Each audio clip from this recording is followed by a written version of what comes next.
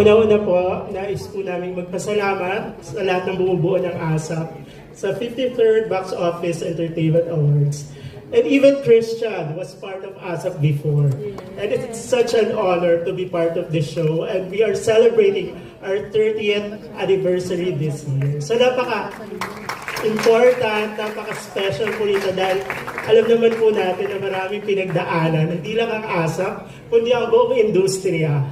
Kaya po sa lahat ng bumubuo ng ASAP, sa lahat ng patuloy na sumusuporta ng ASAP, for the last 30 years and hopefully for the next 30 years, maraming salamat po.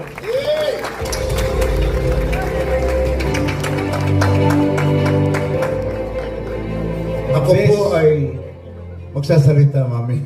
Kasi ang haba ng akin. Salamat. Lagi naman magaling ang ASAP talaga eh. Diba?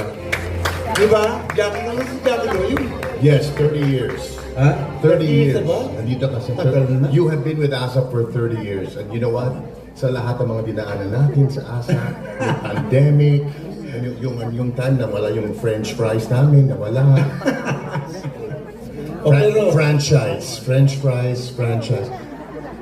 Mamayang gabi, you'll get it tonight. Anyway, maraming salamat. It only proves one thing, that the people want to watch ASAP. So, maraming salamat sa lahat ng mga nanonood ng ASAP. It's because of you that we're still here for these 30 years, and we have you to thank for all the music of ASAP. Thank you. Maraming salamat. Thanks to Tom. At tandaan nyo, mamaya ako magsasalita, mahaba yung sasabihin ko eh. Kaya re-reserve ko na lang mamaya.